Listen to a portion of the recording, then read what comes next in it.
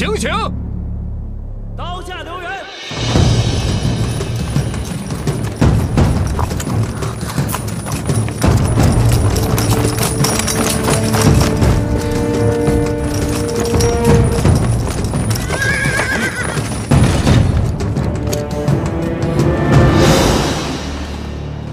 臣叩见太子殿下。起来。谢殿下。未知太子殿下前来所谓何事？本太子下令，免去这般宫女的死罪，即刻将她们释放。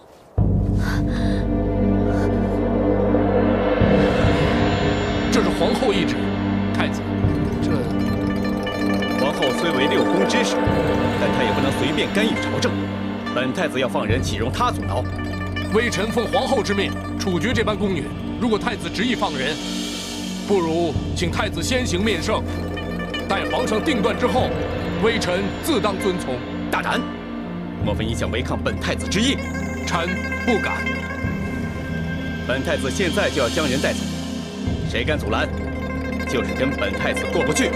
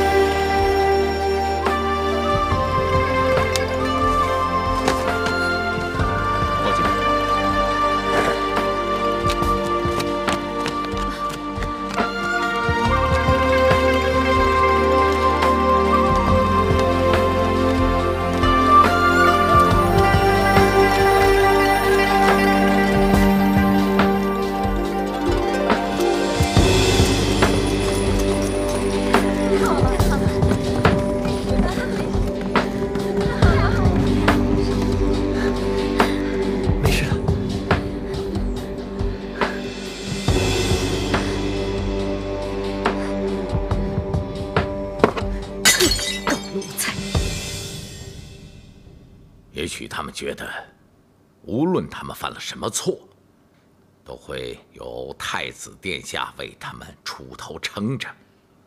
我倒要看看这个靠山有多牢靠。太子当然是不足为患，可是，一只苍蝇会坏了一锅汤，所以，我们无论如何要尽快的除掉这只苍蝇。你也知道，皇上对太子实在是不错。我不看僧面也得看佛面吧？皇上会听你的话。哎呀，说到底，他们是血脉相连呐。即便皇上最后还是听我的，可我也得下一大番功夫啊。我有办法。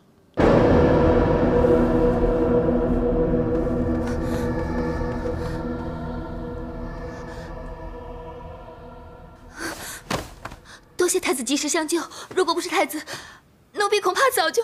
哎，别说了，先起来吧。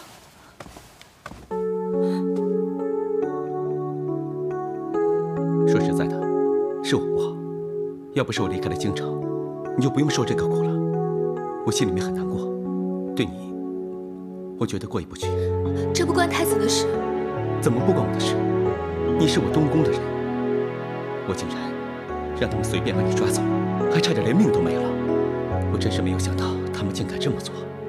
我这个太子真是太无能了，竟然连自己的家人都保护不了。太子千万别这么说，太子可以把奴婢当作家人，奴婢已经觉得受宠若惊了。莫夫，你曾帮了我许多忙，在我心里，你早就是自家人了。可惜，真正是我自家人的，却从未把我当成家人看待。皇后是越来越不把我放在眼里了。太子殿下今日在刑场救了奴婢，这同时也就违抗了娘娘的懿旨。如果皇后娘娘不肯善罢甘休的话，恐怕……你怕皇后娘娘会对付你是吗？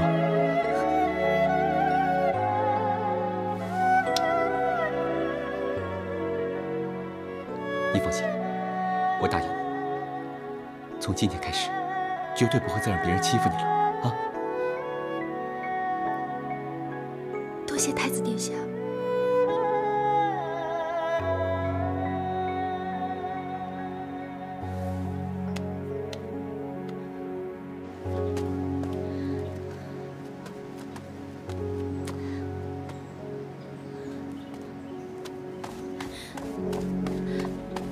姐姐，少妇，姐姐，少妇姐回来了。哎呀，好了好了，进去吧，进去吧。哎，小妇姐，你得先跨过火盆才能进去啊！把火盆拿出来。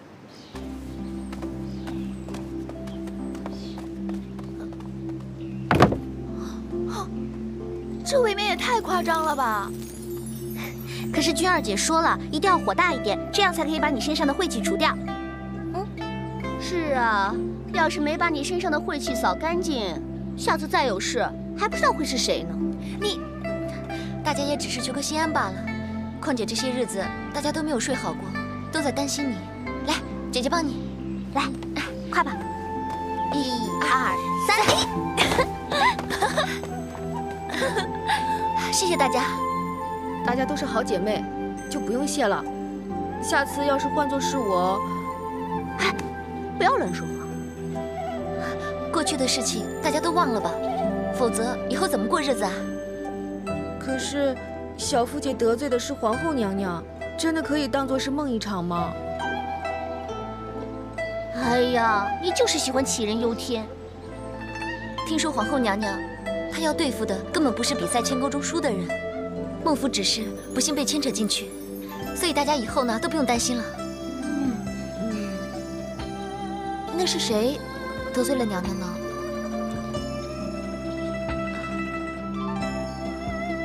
我也不知道。那你怎么知道这件事情啊？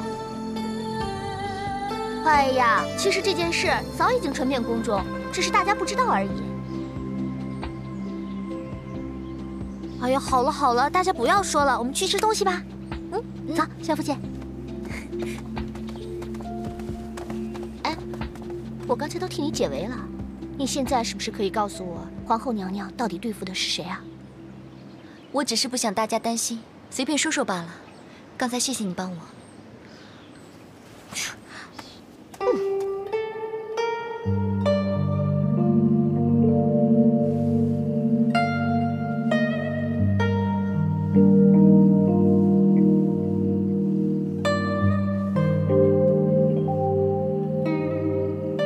姐姐，之前我曾经在天牢说，你不是我姐姐。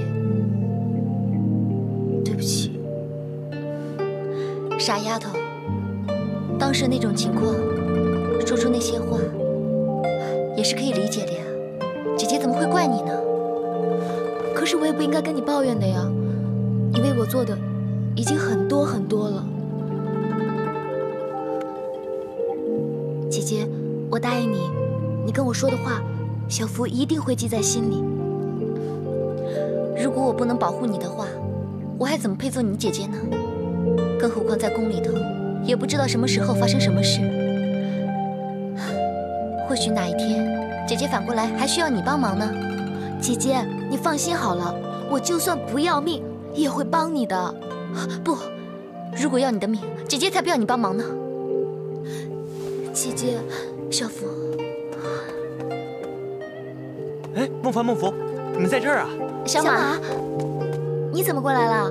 你这次平安回来，我当然要亲自过来恭喜你啊！这个是我亲自为你修的护身符，送给你，保佑你以后可以平安。谢谢，这次小马也出了不少力。没有了，我真的没帮上什么忙。姐姐都已经跟我说了，我一定会好好报答你的。报答我？哎，我煮饭给你吃好不好？好。不过这顿饭让我来煮，当做庆祝你平安归来，好不好？啊，不好不好，我来煮嘛。我来煮吧。你们两个，你帮我，我帮你的，都没有把我放在眼里，把我当外人了吧？不是，我是真的很想请大家吃顿饭。小马，你就帮我好不好？好啊，我帮你。来，我们赶紧想想吃什么好不好？姐姐，你想吃什么？南瓜羹。好啊。小马，真的吗？好不好？好好好，我房间还有一个红的，好大的一个呢。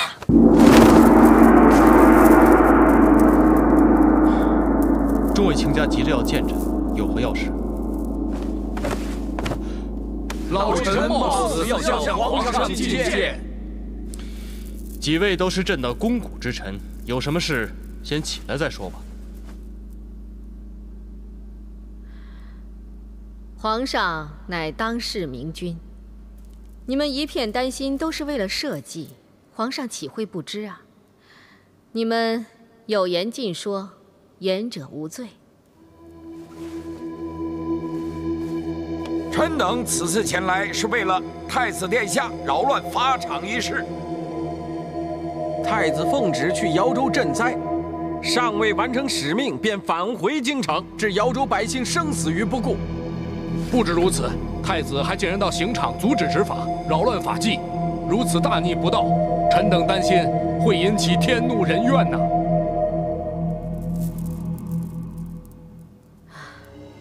要说天怒人怨，或者是危言耸听，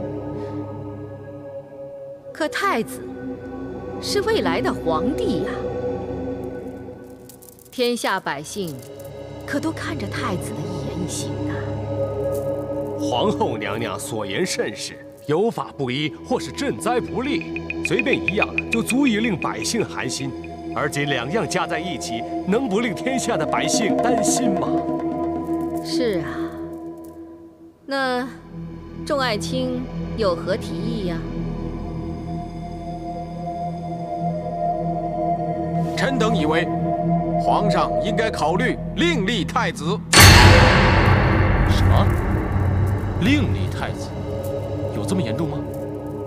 哎呀，另立太子，废除太子，那事关重大，岂能儿戏？臣等当然深明不能轻言废立太子，可是为了社稷的未来，别无选择呀。皇上，就算千秋万世的基业，只要继位者不得人心，臣民背弃，国运由盛转衰，也只是旦夕之事。请皇上圣裁。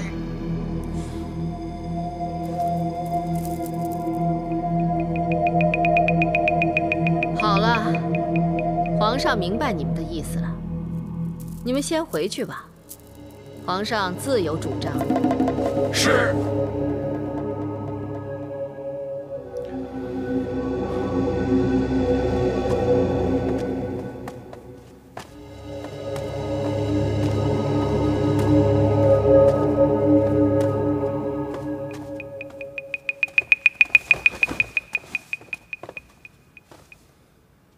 皇上，你的意思呢？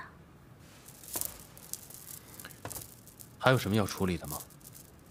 废太子的事情啊！啊，原来是这件事。皇后，你别跟那帮老家伙一般见识了，他们那是小题大做。皇上，臣妾不觉得那是小题大做。你的意思是？我也同意废太子。皇后今日不是才亲口说过，废立太子不能当儿戏，况且太子并没有失德呀。哎呀，这都是面子上的话，在他们面前，我当然要站在皇上这边了。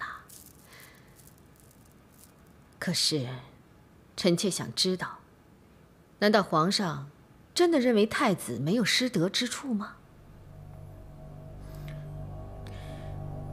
太子所犯的，只是一点小的错误。一点小的错误，那你觉得他们今天是无风起浪了？朕并不是这个意思。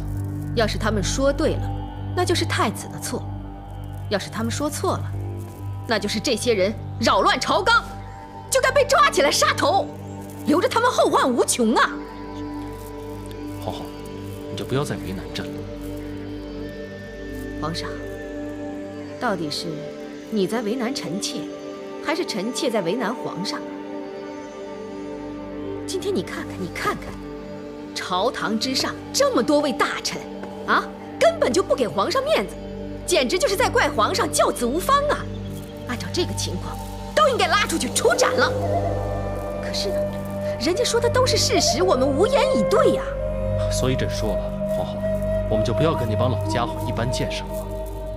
皇上，难道你觉得我多此一举？朕不是这个意思。那好吧，臣妾以后就不再上朝了，免得妨碍了皇上办事。皇后，你别这样。其实我心里头明白着呢，皇上心里一直只有太子，因为太子他姓李。皇后，你何必这么说呢？你向来知道朕的心思。皇上，臣妾已经憋了很久了，我一直不敢说，可是我今天也不怕说了。皇上一直说，臣妾的建议很重要，可是每次我提到太子，皇上不是沉默就是回避，这是亲疏有别呀。皇上，你不得不承认吧？朕并不是这样。这个就算了，本来嘛，这就是李家的天下，我这个姓韦的人凭什么说三道四啊？可是你看啊，你看看今天这么多大臣都跑来反对太子的做法，来弹劾他。今天看来，站出来的只是这几个人，可是底下到底还有多少人反对太子，谁也不知道。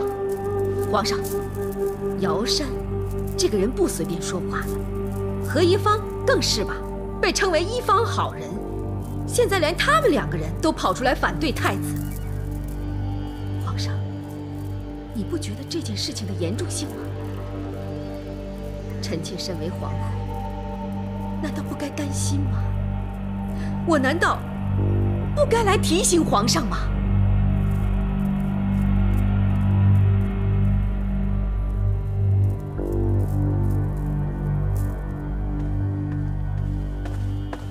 参见王爷，三公子。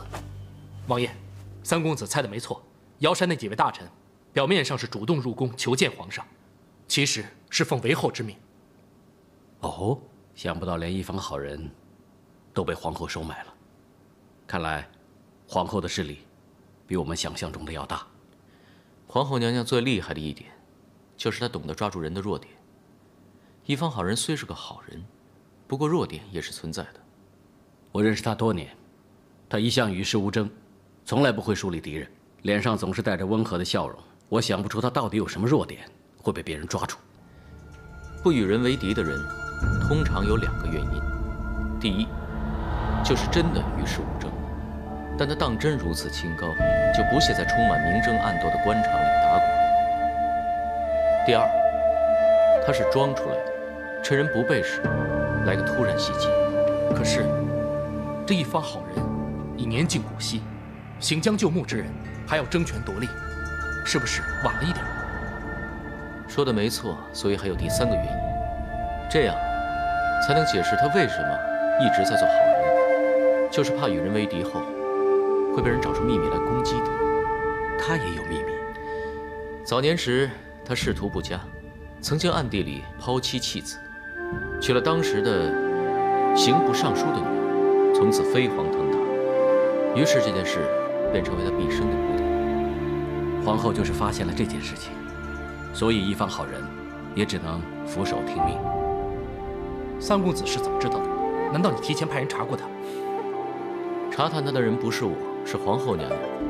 我可没有这么多的人力物力去查探朝中的每一个官员。看来皇后身边也有你的人。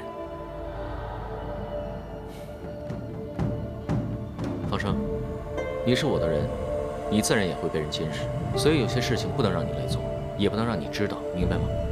属下明白。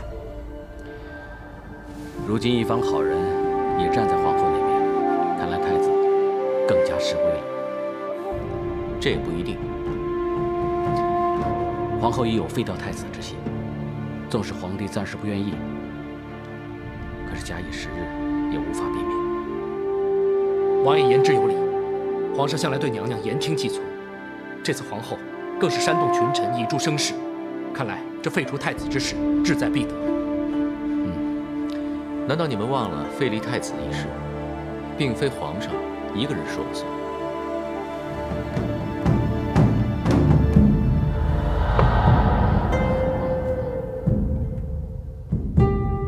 太子乃是伴君，岂能说废就废？丁大人，皇上交付太子到瑶州赈济灾民，太子竟然抗旨不争，这简直是目无朝纲啊！你目无朝纲的人是你们，之前本太子要你们来商议瑶州赈灾之事，个个想尽办法找借口、找理由推脱。今天竟敢还厚颜无耻，在这说本太子的不是。老臣冒死也要说一句，太子这么做，简直是上愧于君，下愧于民。将来如何担当肩负天下之大任？皇上，御史大夫董承文已经奉太子之命前往瑶州赈灾。纵使如此，太子擅闯刑场，破坏法规，乃是不争的事实。如果没有一个说法，皇上又如何服天下？人非圣贤，孰能无过？应该给太子一个机会，理应从轻处罚，以示后效。皇上以为如何？臣以为蓄统之事不可轻言废立。太子虽然有错，也不是什么大逆不道之罪。废去太子之位，要另立王子替补，也非易事，请皇上三思。言之有理。姑息养奸，误国误民啊！如果让太子登基，轻则遭臣民背后窃笑，重则只怕会祸国殃民。皇上，皇后娘娘，皇表叔说的对。所谓天子犯法与庶民同罪，就有《大唐永徽律书》记载，太子罪当等同受刑宫女。那些宫女犯了哪一篇哪一条罪，便该以此来惩罚太子。这么说，那些宫女犯了什么罪啊？老臣不才，昨晚连夜翻遍了《大唐永徽律书》，可是没有一条写明牵钩比赛中败下来的就是死罪呀。哦，如果是这样，那些宫女她们没有犯罪的话，那太子救了她们也不应该被判有罪，是吗，皇上？对，对，牵钩比赛嘛，不过是一场游戏。朕还记得孩童时代，朕也非常喜欢牵钩比赛，那个时候还经常输给八皇帝以及各位皇子，啊，有道是，奖罚分明，这才公平嘛。皇后娘娘，玩牵钩就是玩玩，总不能输了比赛要跟杀人犯一样同等处死吧？上天有好生之德，太子是仁者，未来的仁君，解燃眉之急，在虎头刀下救回了不少冤魂，又何错之有啊？输了就该杀，有何不可？你们一唱一和的，想犯上作乱吗？王爷，记得去年安乐公主与宫中命妇斗嘴，结果败了下来。那以王爷之见，你家儿媳是否该处死啊？你放肆！啊，皇上，微臣失言，请皇上恕罪。好了，好了，好了，众爱卿们不必再争论了。朕说过，牵钩比赛不过是一场游戏，输了也没有什么滔天大罪，依朕之见，死罪就免了吧。但是每个输掉的宫女，杖打50。至于太子你擅闯刑场的罪，也就免了吧，就这样吧。谢皇上。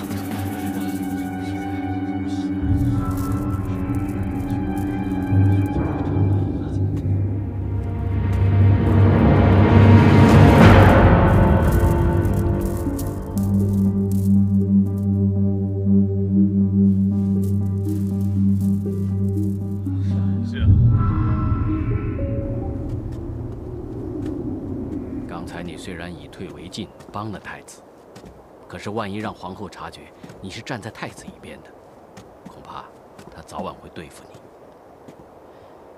孩儿以为刚才的形势，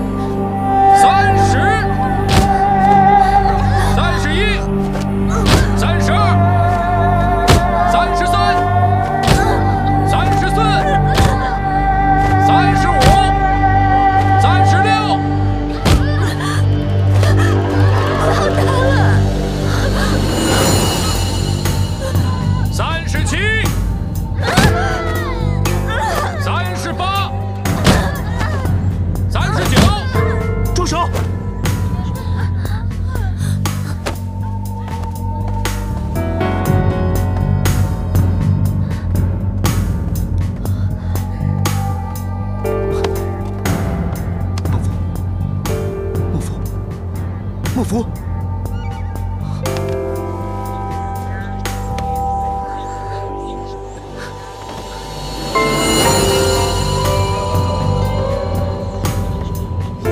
太子，让开！是。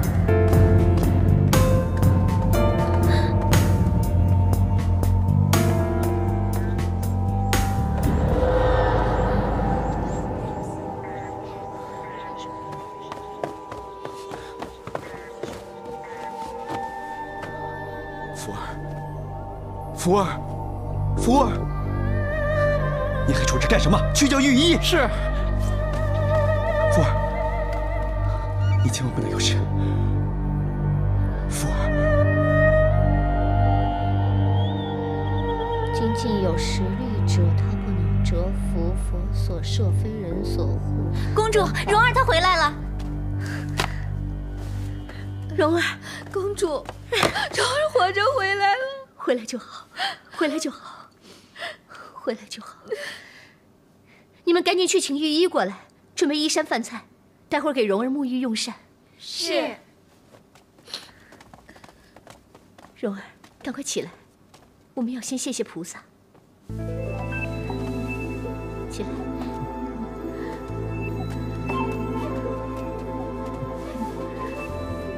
多谢菩萨保佑，多谢菩萨。多谢菩萨，蓉儿，快起来吧，小心。公主，奴婢知道你是为了我，昨夜担心的彻夜未眠。你为我受了这么多的伤害，还差一点送了命，我又怎么可能安然入寝呢？只要是为了公主，让蓉儿走一条什么样的路，蓉儿都不会有怨言的。薛少当年是被冤死的，你是他唯一的亲人，我怎么可能不好好照顾你？我怎么可能让他失望呢？公主真是对奴婢恩重如山，奴婢无以为报。只要你好好的活下去，就是对我最好的回报，你知道吗？这些年来，要不是有公主在蓉儿身边，蓉儿的生与死根本就没有什么区别。每当我看到那些宫女每天都不知道在盼望什么的时候，奴婢就觉得自己好幸福，因为蓉儿知道，在这深宫中，有人打从心里的疼我、爱我，所以蓉儿在受苦的时候没有喊出来，因为蓉儿心里面想着，公主在家里等我，所以半点痛苦都没有。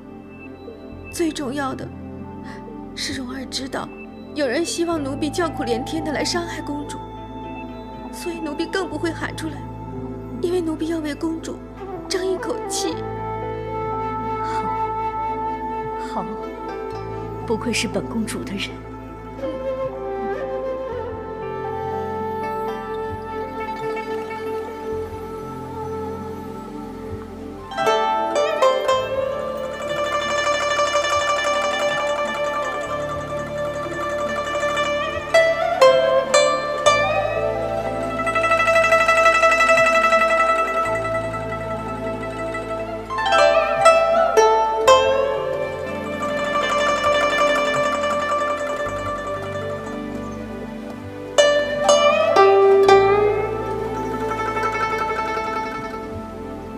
姑姑的琴艺越来越精湛。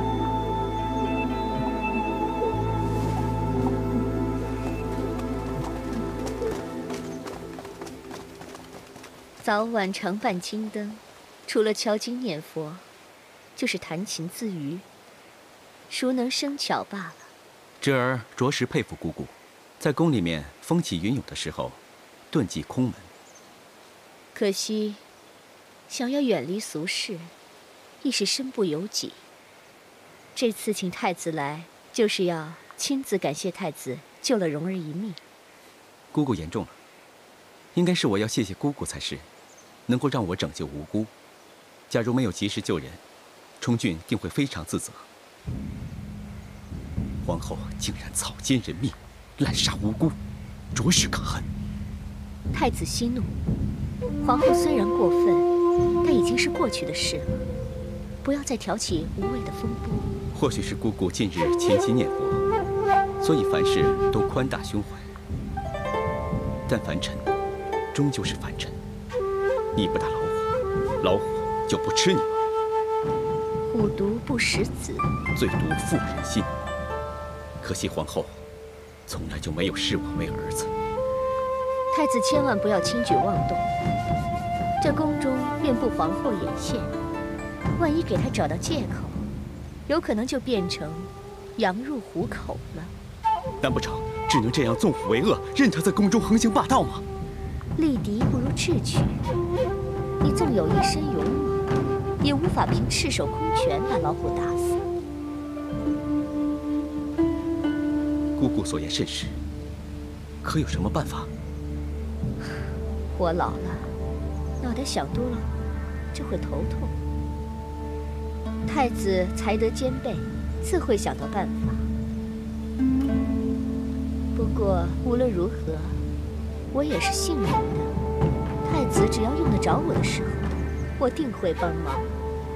那雌老虎很是狡猾，太子一定要谨慎，千万不要轻举妄动。是，姑姑所言，宠郡牢记在心。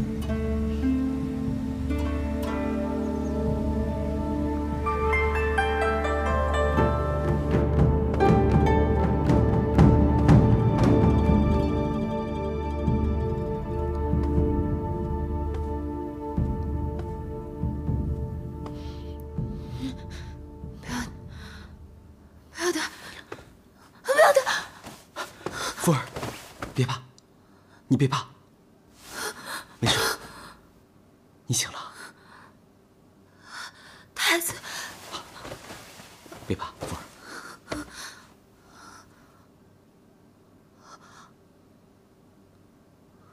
我又回东宫了。你回来了，你被杖责时晕倒了，是我把你抱回来的。是你抱我回来的。孟父，我曾经答应过你，绝不会再让人欺负你。可惜我还是没有办法做到，对不起。殿下言重了，是奴婢自己命薄，才要受这些苦。殿下多次相救，已经对奴婢有情有义了。当日父皇在大殿上已经做出了定夺，我没有办法让你能够避免杖责。没关系了，反正都已经受了。我是不是还没有打完50仗，对吗？那还有多少？还有很多吗？我不想再被打，我不想再被打。孟父，你先别着急，你现在最要紧的是把伤养好，其他的之后再说吧。那你不要以后我不要再被打，我不想死，我不想死，我不想。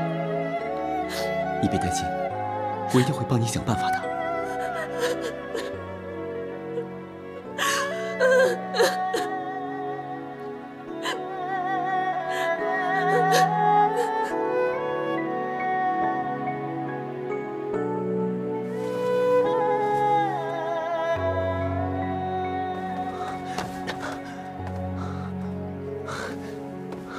莫凡，小马，小福怎么样了？